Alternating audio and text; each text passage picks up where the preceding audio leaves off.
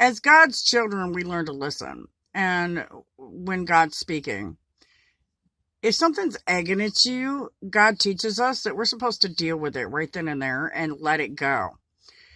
One of the reasons I snapped off because of Betty and Robbie and Cassandra and all this and that is because out of nowhere, and this is a habit for these people, not just Betty, for Tara Carpenter, Cassandra Stratton, and a whole nother group of these people to just sporadically start bad mouthing me for no reason, cussing me out, where they know I can't see it on Facebook.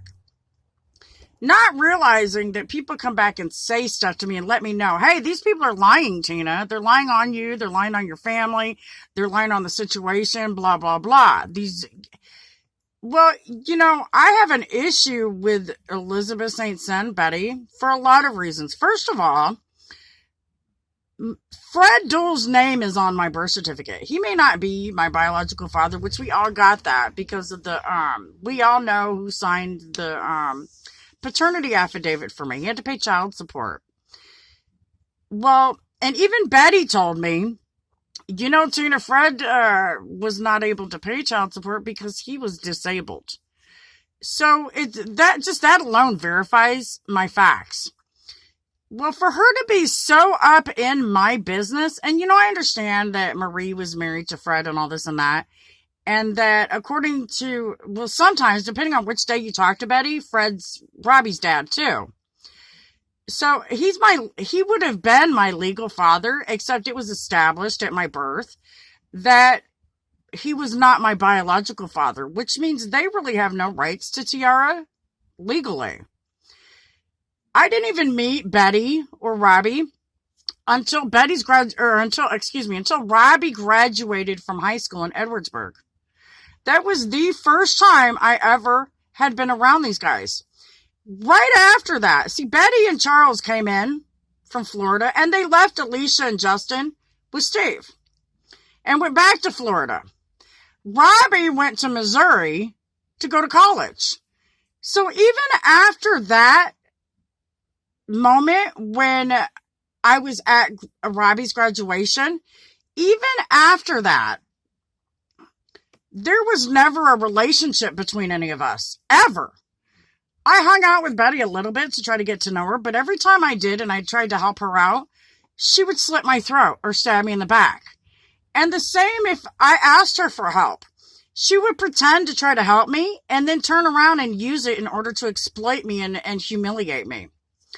So I learned a long time ago to leave her alone. Don't mess with her. I haven't been around Betty in years. I haven't been around Roy and those people since Uncle Richard came to stay with me, Roy's dad. I haven't been around Miracle and Trish and any of them since I moved into Maple Grove. These are all the people that the DHS, Levita Brookins, who's related to Ronald's wife. They're not related to us, by the way. Levita Brookins is related to all these people and grew up with all of them. So that would make me kind of the outsider. The fact that they're all married into family and stuff, that would still make them the outsider. So why they would continuously pick with me is beyond me. Because this stuff with DHS has been going on since they started with me in 2003. It didn't just start with Tiara. And I explained that. Robbie knew that. He didn't care. So what motive would these guys have to lie so badly? I never had a relationship with Robbie and Emily like that. Every time I tried to, they were nasty to me. They were nasty to my son and didn't want a relationship with him either. So what makes them think that they should be allowed a relationship with Tiara? I don't think so. Especially when they lied about their relationship with relation to me and my son. He tried to be in their life. They came out and visited, and he contacted them and told them, hey, why don't you come and see me like you promised? They weren't nice about it. They got mean and nasty. So did Betty. You know, it's funny because I can't seem to have a conversation without Betty. And Betty isn't even a member of the family. Huh. She's not Fred's kid. According to her, Fred's not Robbie's dad. She's been so mean to Fred behind his back, but to his face, she's... Same goes for Cassandra Stratton.